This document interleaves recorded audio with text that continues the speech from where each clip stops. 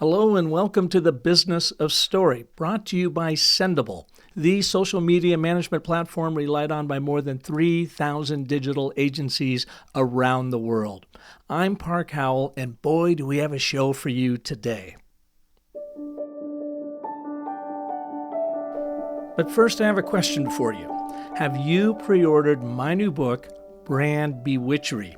It'll show you how to wield the story cycle system to craft spellbinding stories for your brand. If not, you should, because you got to understand the magic if you want to cast the spell. Pre-order now before June 1st, 2020 at bit.ly/brandbewitchery and take advantage of 3 amazing bonuses that'll immediately make you a more enchanting communicator. These include a free 45-minute impact call with me to help you untangle your brand story. I call it the most invaluable free advice you will ever get. Plus, you'll get the What's Your Story field guide as a companion piece to your new Brand Bewitchery book.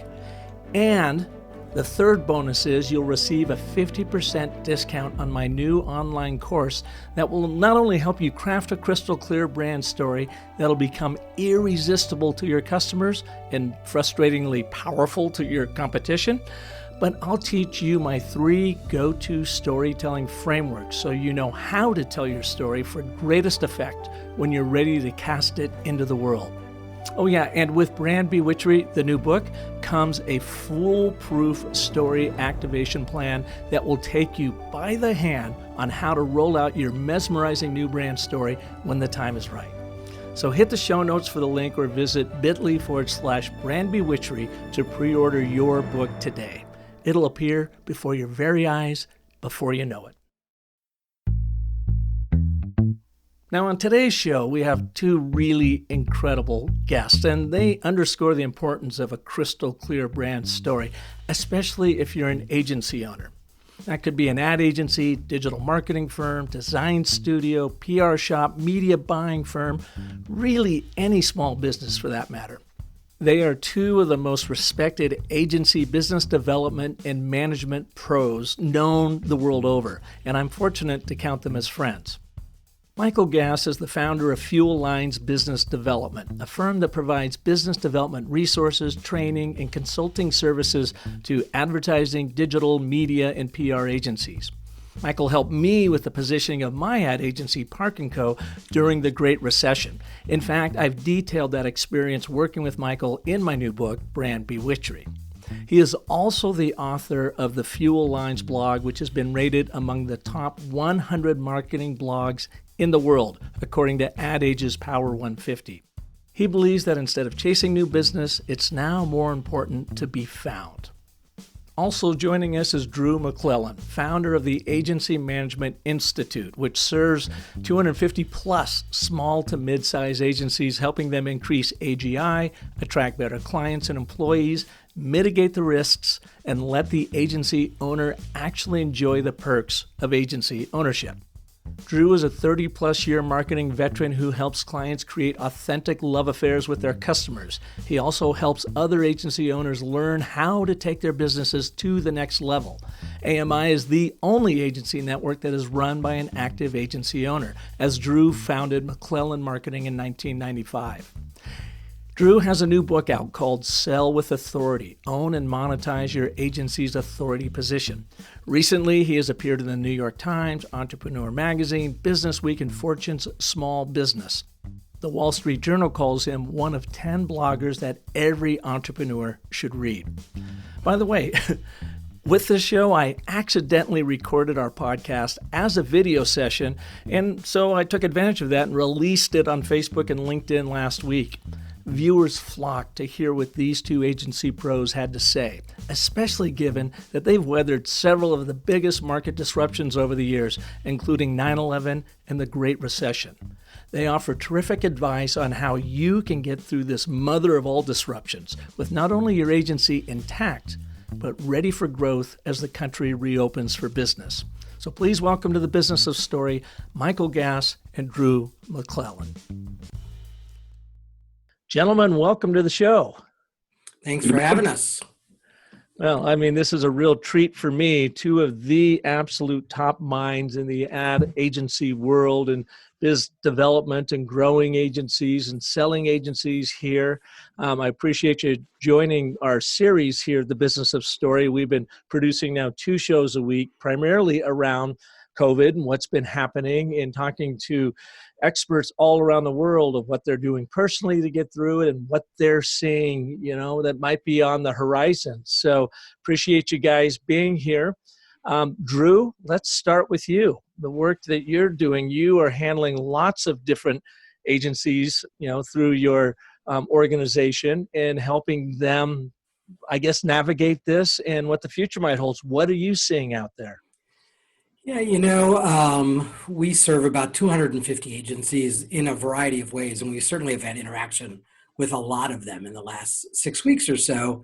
And I think what we're seeing, first of all, is that most agencies, if they had been running their business prior to COVID based on agency math and really paying attention to how they're spending their AGI and all of that, they're actually doing just fine. So, I've got some agencies that have lost, like a lot of the media buying and planning shops, as you might imagine, have been hit pretty tough. Some of them have watched 50, 60% of their AGI walk out the door, but they were watching their numbers. They made big decisions, hard decisions very quickly, and they're holding their own. But most agencies probably have lost maybe 10, 15% of their AGI. And every day I hear from an agency that landed a new client, landed a new project. So it's not all doom and gloom, despite what the media wants us to think. Well, that's good to hear. That's encouraging. Michael, out there in the new biz dev world, what are you seeing with some of your clients? Those that are kind of afraid and concerned about their positioning and reevaluating that at this time. I was just on the phone with an agency in Milwaukee that focuses in on the mortgage industry, and they wanted to jump ship and go after manufacturing. And so I talked them off the cliff. And I've had a number that have just really questioned, and just trying to calm those fears. I feel more like a therapist than a business development guy. And I've, been on the phone quite a bit. I'll be talking to the Market One agency, I think, on Thursday, and one of the larger agencies in London. And then I've got an afternoon call with an agency in Tulsa. And this has probably been the busiest month I've had in a long time. It's just incredible. And what is the advice that you're giving them? Are you hearing it being very consistent of agencies thinking that, I've got to pivot now, or I don't have a viable market with the things that's changed, so therefore I've got to be doing something else? Yeah, I think a lot of times, agencies in regards to positioning, they're always second guessing. And, most agencies look and sound just alike. And when you can get them on board to really develop a positioning of expertise to a very specific target group is always great. In times like these, they just need reassurance because, so many industries that are impacted by this. And it's a time of preparation. It's a time of introspection. There's a lot of things that they haven't been consistent with in regards to business development. Now's a good time to kind of shore up their program and get things in tune because, we will come back. After you've gained somewhat of a positioning, and to change that up now is just really, really almost suicidal. To think that you're going to gain that in a short period of time and that would be the quickest way to any other business, or to go broader, which is always a problem when agencies try to be everything to everybody and then they don't have an appeal to anybody. And that's kind of natural, isn't it? I mean, Drew, do you see that with the groups that you consult with, where I know that feeling when I ran my agency? It's the natural reaction to want to go broader, thinking that I'm going to have a bigger chance of landing more business. Are you seeing that, Drew? And what advice are you giving your folks? Yeah, it's a very commonly shared fallacy that to go a mile wide and an inch deep is the right way to go because there are more clients in that mile. but there are also a whole lot more agencies that look and sound just like you. And so yes, there are more fish in the pond, but there's a lot more people putting their rod in the water as well. So, like Michael, I agree. And, that was really the point of the book that I just wrote, Sell with Authority, is thank you, Michael, for holding that up. It is dinner. It is all about being an expert and being a subject matter expert. And what I've been saying to agencies is to change your positioning and where you have subject matter expertise for the once every decade recession. So take out the pandemic part of this, take out the health part of this. This is our annual decade recession that we have every 10 years or so. But for 9 years, you have been going to the bank because of your position of authority. So why in the world would you abandon it now? Because we're going to get through the recession, and actually being in a position of authority will get you through the recession faster because you're a specialist. People are going to be much quicker to go back to Mayo Clinic than they are to their general practitioner for a regular physical. And the same thing is true for agencies, that our clients, the research we do every year, our clients every year tell us, our research participants tell us, they want experts. They want a subject matter expert who understands their industry, who can talk their jargon, and they don't want to have to train us on how their business works. So absolutely, I'm having the same conversation as Michael is, which is just take a deep breath, stay the course. This has served you well for a long time, and it will continue to serve you well. Everybody is going through this bumpy road right now, and you just have to, ride through it. But Drew, what about the concept that we have never shut down the economy and consumption like we have now? So to say it's just a recession, nobody really knows for sure because none of us have been through this before. Does that amplify the need to stay the course even more, or would people be wise to kind of be, looking on the periphery? You know what? We'd never been through 9/11 before. And that threw us into a tailspin. When would people fly again? When would people travel again? When would people gather in big groups again? So yes, you're right. Most of us alive have never been through a pandemic before. In the US, certainly in other parts of the world, I've had a lot of conversations with agency owners in Asia, and they're like, oh yeah, this is like SARS. We've already done this. And, they're much calmer about this than we are because they have lived through it and they've seen the business come back. So it will come back, but that does not mean we should be silly about managing through the crisis. We still have to manage by the numbers. We still have to stay in the black. We still have to make, I worry for a lot of the agencies that have gotten the Paycheck Protection Program loans that they're going to allow themselves to put off difficult decisions to make sure that loan is forgivable. And so we still have to run our business wisely through this, whether you're a generalist or a specialist. Michael, are you finding that agencies are concerned about selling in this environment, or are they over that? I'm now having been in it 4 to 5 weeks. What's the sentiment you're hearing out there? I used this illustration years ago, 2 buzzards on a deadwood tree overlooking the canyon, and one looked at the other and said, patience nothing, I'm going to go down and kill something. And it's almost that mentality. I'm going to pick up the phone, I'm going to do something. I just can't sit by. It's almost like they want to go back to the interruptive style tactics that just haven't served well since we entered the first major recession, the Great Recession, and went through such a long down period, which, brought about an inbound marketing approach to new business. So, again, just assuring them of what will work, and I'm totally in agreement with Drew about authority marketing. I know that that's primarily what prospective clients are looking for. They're looking for expertise. Fortune 500 company has 17 agency relationships.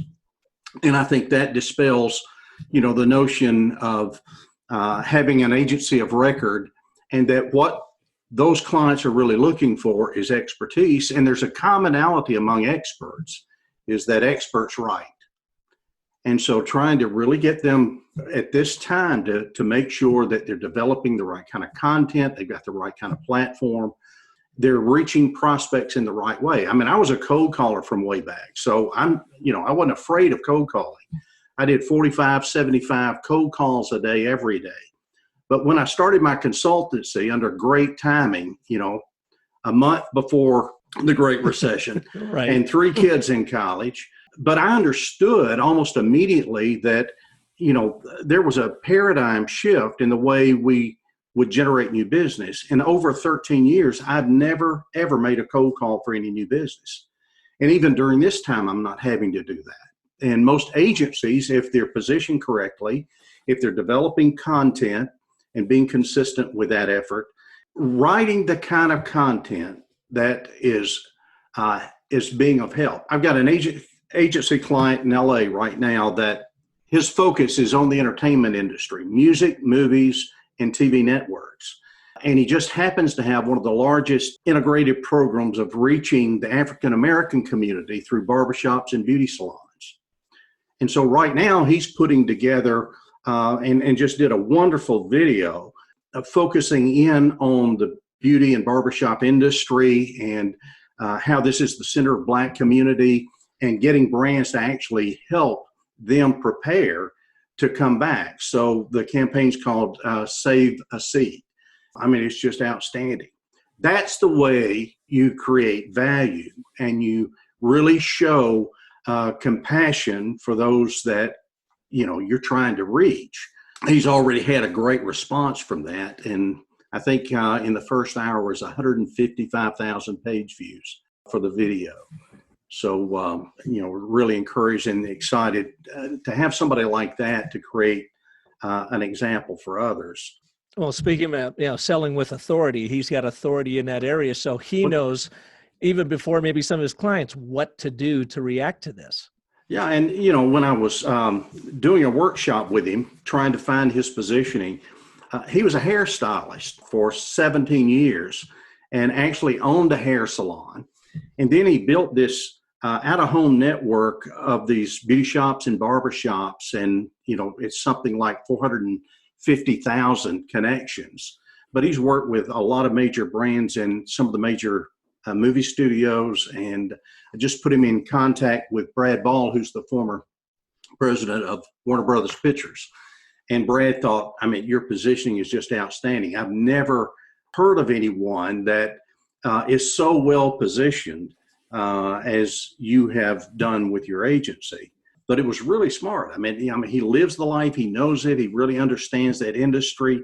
So, like Drew was saying, it's not like they're trying to get up to speed. He knows that industry just thoroughly and has become an expert in this arena just very, very quickly because it's such a narrow focus. Drew, operationally, what are you hearing the biggest challenges agencies are having out there trying to navigate through COVID?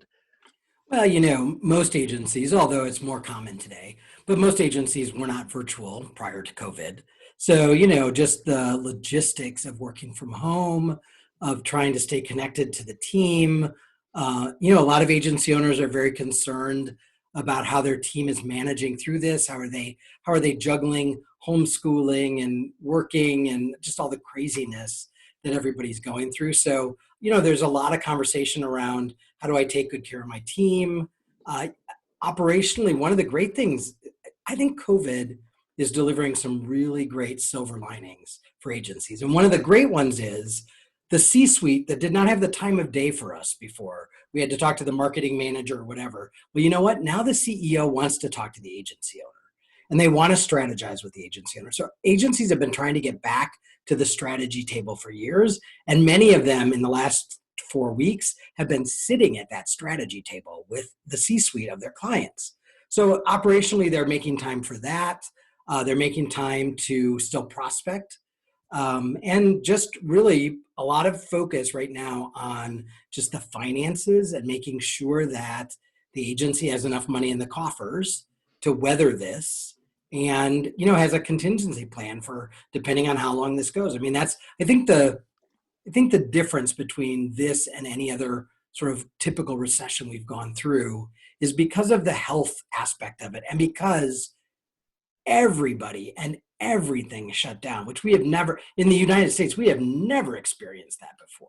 That uncertainty, that discomfort of not knowing what's around the corner is part of the problem. And so a lot of what agency owners, what I've been talking to them about doing, is really being able to identify what they do have certainty around, what do they have control over, and focusing there, because then they, most agency owners are super type A, and we're all human beings and we're hardwired to survive. And so, as if you were out in the woods trying to survive, you'd be listening for the creaks and the animals around the corners. And that's how we are sort of behaving right now, is we're like sneaking through this crisis going, what's coming around that next corner that might bite me? And so, a lot of it is just about their own mental sort of state of understanding what they can control, that they're going to survive this. They are in charge of how their business functions through this. So it's a lot of basic blocking and tackling right now, just to sort of keep everybody calm enough to serve clients the way we need to serve clients. We'll be right back with our guests, Drew and Michael, on today's show. And isn't it amazing, especially if you're running an agency, the camaraderie of these guys, what they've seen out there and what you can learn from them.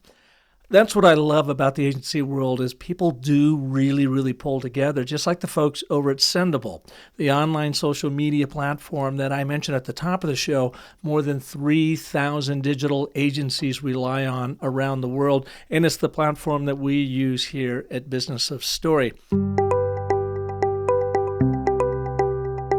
What I really like about Sendable over all of the other platforms, and I swear we have tried them all, is Gavin and his team are there to help you become better online storytellers. They provide all kinds of webinars and online content to help you really hone your storytelling. And then, of course, they provide the tool to make it as easy as possible. What I really like about them, too, is they show you ways to source content from clients.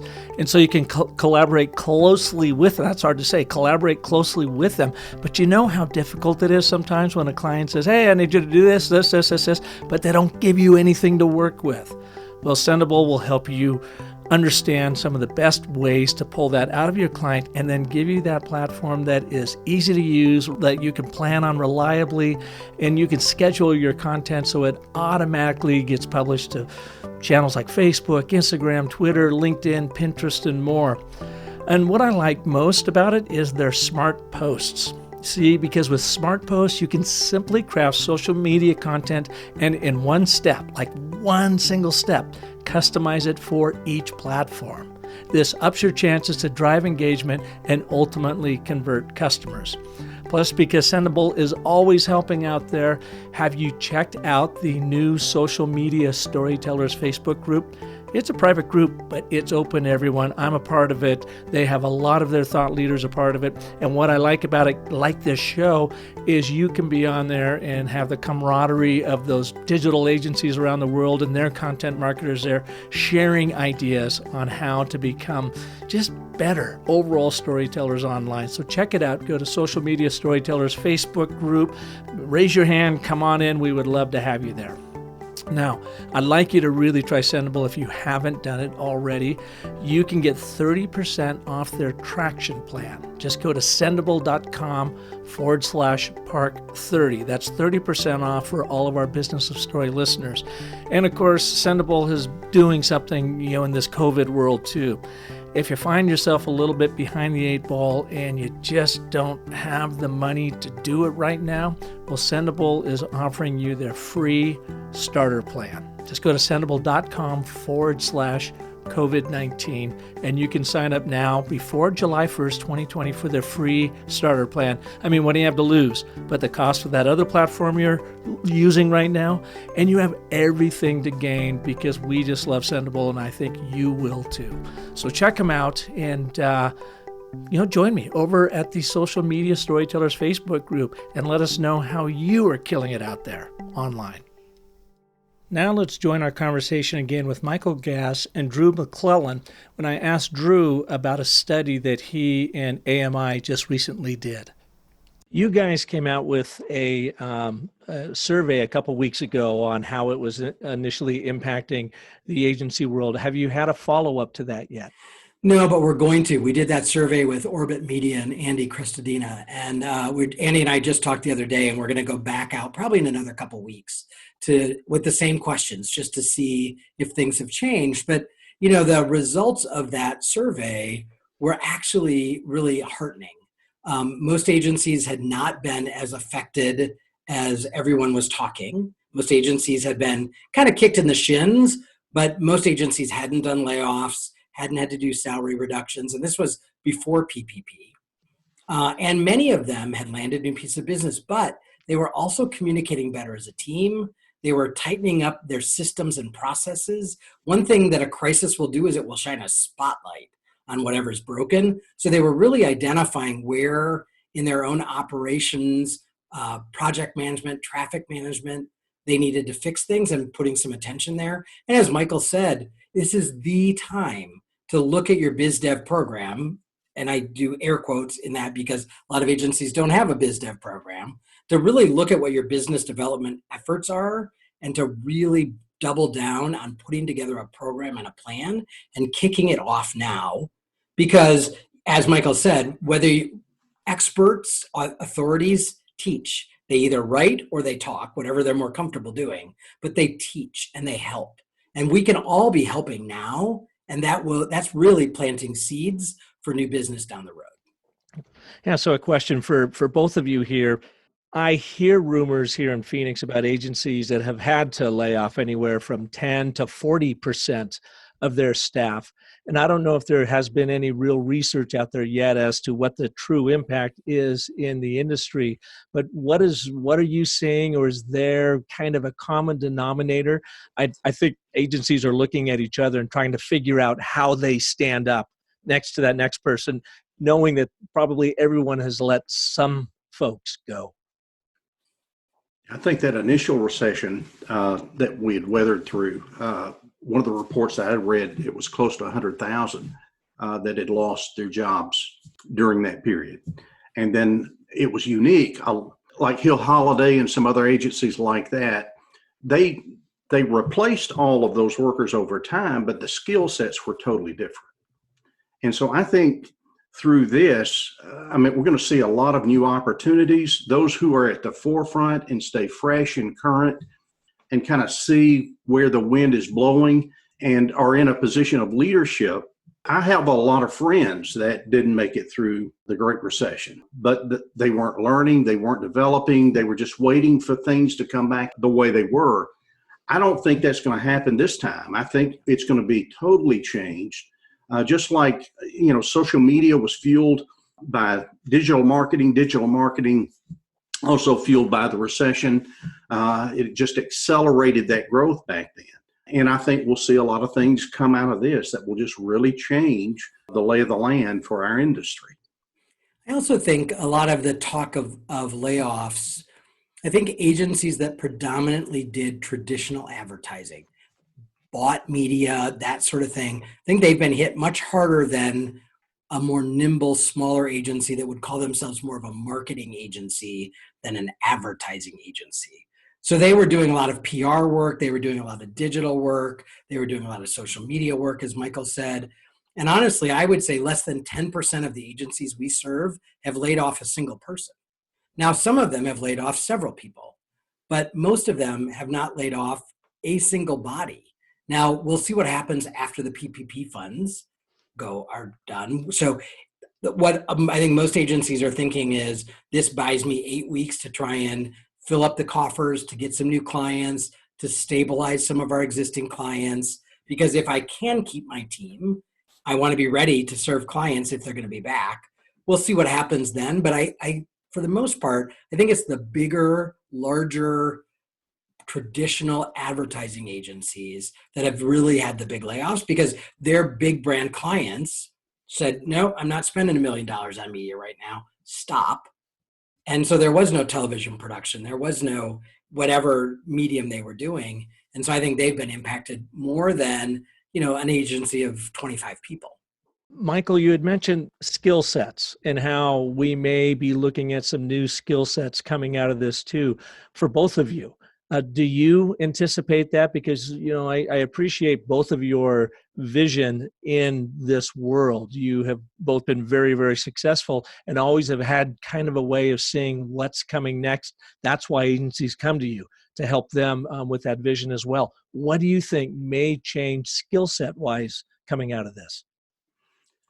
I'm still learning. I don't know. It'll be interesting to see how much we're going to be doing work remotely. I think that's going to impact. My wife and daughter were both working here from home today, and my wife's been home for 2 weeks. I've got 4 family members that have been quarantined through this thing. You've got a brother that survived coronavirus. A good friend of mine, Mark Schaefer, I know Drew knows well, is he and his wife both went through it. And it's going to be interesting to see how things evolve. I want to stay on top by doing the reading and the writing because, that's the only thing that kind of keeps us fresh. There's no going back to school for this. We're in school. And, then your audience becomes kind of like your grader, whether or not you got it right or not. But it's going to be interesting. And, through a lot of this, I've kind of been a little more mute. We've had some family issues that we've been concentrating on that have taken some time and attention away. But I've tried to listen more than anything and just absorb because I really do think it's going to have an impact. And it's going to be interesting to see how things evolve. I think it's going to evolve in the directions we were already going. So, a lot of agencies in the last couple of years have felt incredible pressure to be able to create the dotted line between their efforts and actual sales. And I think what's happened through COVID is anything that wasn't driving sales got cut. Anything that an agency could prove was putting money in the cash register for their clients, even right now in the thick of it, is not being cut. And in fact, clients are investing more in. So I think the agencies that have, and for many of them, this is through attribution, digital trails, creating loyalty programs where they're getting a bigger share of wallet out of customers. I think it's a lot of the things that agencies and clients were marching towards anyway, where instead of walking in that direction, now we're running in that direction. And so I think the agencies that have been poised and recognizing sort of this trend on the horizon and have been starting to work in that way are well positioned to help their clients as we come out of this. And I think one of the trends that was developing, social media impacted a lot of advertising. And in the early days of social media, you could hear constantly, TV is dead. That didn't happen. Now, I think we're seeing social media almost emulate the model of broadcast television because it's almost pay to play. Most agencies that were late getting into social media, they were also late getting into content marketing. And then when they got in around 2015 or so, we've got a deluge of almost generic content that has to be waded through. But even to get rankings in search, it's almost pay to play. Google's making some shifts, and I'm seeing that Twitter, Facebook, Instagram, LinkedIn, if you want to get any kind of a boost, organic growth is just so much more difficult than it was. And I think that's really going to accelerate in this period, even more so. What do you think or see are the industries that are going to be the strongest coming out of this, and the agencies in those industries, that are going to be doing better than most, maybe have a little bit more momentum coming out of this? What's interesting, again, I was chatting with some of the agencies out of Asia, specifically out of Hong Kong. And what they were seeing was, and this will surprise a lot of people, it surprised me, a lot of the brands that were coming back to their agencies, spending a lot of money because they were taking in a lot of money, were luxury products and services and travel. Because after people had been sequestered for 6, 8, 10, 12 weeks, they wanted to reward themselves when they came out of sort of the quarantine. And so they wanted to get on planes, and they wanted to buy the Gucci purse, and they wanted to treat themselves. And so when they were telling me that surprised me because I thought it would be more meat and potatoes kind of industries. But honestly, a lot of those industries, a lot of manufacturing has not blinked an eye through this. Healthcare is busier than ever. Financial institutions can't beat customers away with a stick with all of the loans and stuff that businesses are trying to get done. So there are also a lot of industries that are sailing through this just fine. Michael, how about you? Well, I think there's a number of industries that are going to make it well through this. I think others are going to have difficulty. I think there's going to be some shifts here and there. But again, it's going to be a learning period. And I just try to consume as much as I can and then write for clarity, and we'll see where it goes. Gentlemen, final thoughts. I'm an ad agency owner sitting across from you trying to figure out what in the world do I do next? What advice do you give me? Michael, you go first. That way, if you say something brilliant, I can just say, I agree with Michael. I would make sure that you're in close contact, of course, with clients. I think if there's a commonality among agencies, most suck at new business. But the other commonality is most take care of their clients. And this is a great time to really do that and do it in a way where, they really know that you care. You're concerned about them, their welfare, their families. I think this will make us a better people. One of the things that I've been saying to agency owners is this is definitely a put on your own mask first situation. I am very concerned about the stress level that agency owners are under right now. They're afraid, they're worried about their team. But I think it starts with taking good care of yourself, about giving yourself, when you work at home and you're in the same building 24 hours a day, it's pretty easy to work 24 hours a day. So, taking good care of yourself, giving your brain and your body a rest, taking care of yourself emotionally, spiritually, whatever that means for you. And then I think the next ring of concern is around your own team, making sure that their mental health, that their stability, that they're feeling appreciated, that they feel like they have all the tools they need to keep serving you and the clients. And then I think Michael's right. I think after that, now is the time to make sure, it's easy to be a great partner when everything's going awesome and clients are giving you a lot of money. It's pretty tough to be a great partner when the client has no money, but they're still in crisis and they need somebody to show up and help. So I think our job is to run to the fire and be the savior for them and help them, knowing that that'll come back to us. And then I think the outer ring is absolutely help the industry that you serve, help the people that you know, and be a beacon of good guidance, of calm and rational thought, and plant those seeds by being helpful, because sooner or later, all of those prospects that you're helping are going to need an agency, and you want to be top of mind. Yeah. What are you two gentlemen doing to curb that stress? What are you doing to keep yourself fresh and going? I kept my grandson all day, and so I hadn't been focused on business much today, but my daughter needed a break, so I've spent the day with him, and most of the day on the floor trying to teach him how to crawl. So I wasn't thinking about anything else. Well, and you have that beautiful houseboat to escape to as well, Michael. Yeah, we enjoyed that this past weekend. Got to see our dock neighbors at a distance, but it was good to see everybody and get away and enjoy some good fresh air and sun.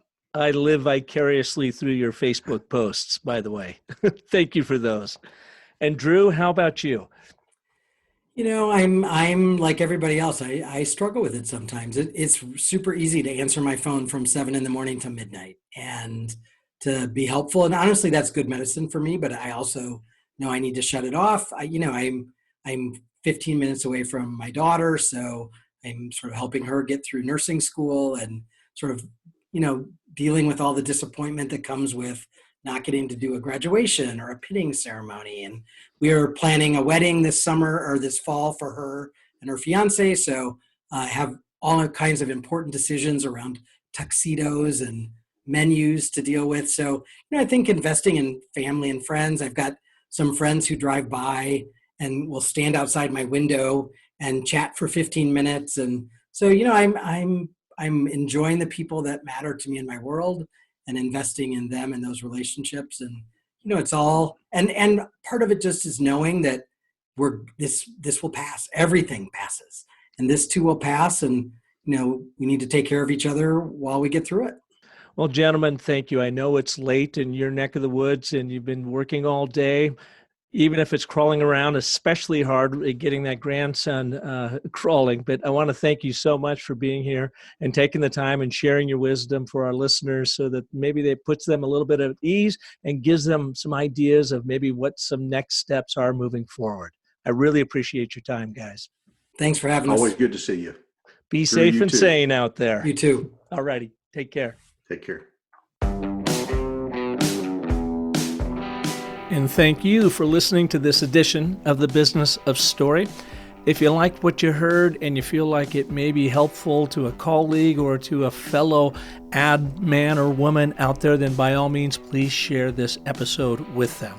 And if I can be of assistance to you, join me over at businessofstory.com, where I have all kinds of free tools and tips in over 250 episodes of story artists from around the world to help you craft and tell compelling stories that sell. And of course, I would be remiss if I didn't remind you to pre-order your book of brand bewitchery right now at bit.ly/brand bewitchery and take advantage of those 3 premium promo items that you can use to become a more confident and compelling communicator right now until the end of May. Finally, visit my friends over at Sendable and start putting their powerful social media platform to work for you to make your storytelling sing out there. Visit them at sendable.com/park30 for 30% off their traction plan. And, join me again next week when we will have another story artist right here for you. And until then, remember that the most potent story you will ever tell is the story you tell yourself. So make it a great one. Thanks so much for listening.